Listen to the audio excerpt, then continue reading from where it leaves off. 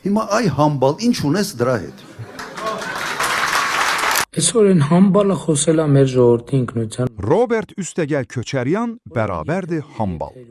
Ermənistanda parlament seçkiləri yaxınlaşdıqca namizədlər arasında gərginlik artmağa davam edir.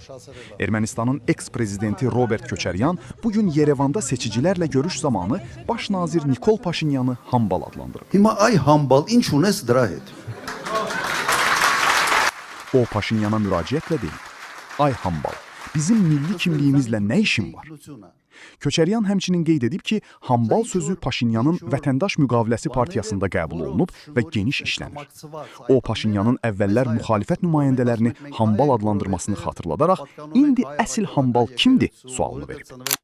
Nikol Paşinyan isə Köçəryanın çıxışına dərhal reaksiya verib. Paşinyan Instagramda paylaşdığı videoda hambal sözünü ironik şəkildə qəbul edərək Köçəryanı belə lağa qoyub. Հասկացար, ay hambal. Deməli, artıq Köçəryan deyib ki, partiyamızda hambal sözü qəbul olunub. Düz deyib, çünki biz Robert Köçəryan haqqında danışanda məhz həmin sözü işlədirik, hambal.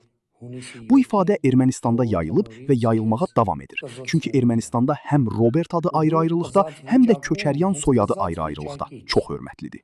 Amma bunlar bir-birinə yapışanda, birləşəndə dönüb hambal olur. Başa düşdün o hambalı? Paşinyan daha sonra Köçəryanı 2021-ci il seçkilərində məğlub olmasını xatırladıb və 2026-cı il 7 iyun tarixində yenidən eyni aqibətin gözlədiyini bildirib.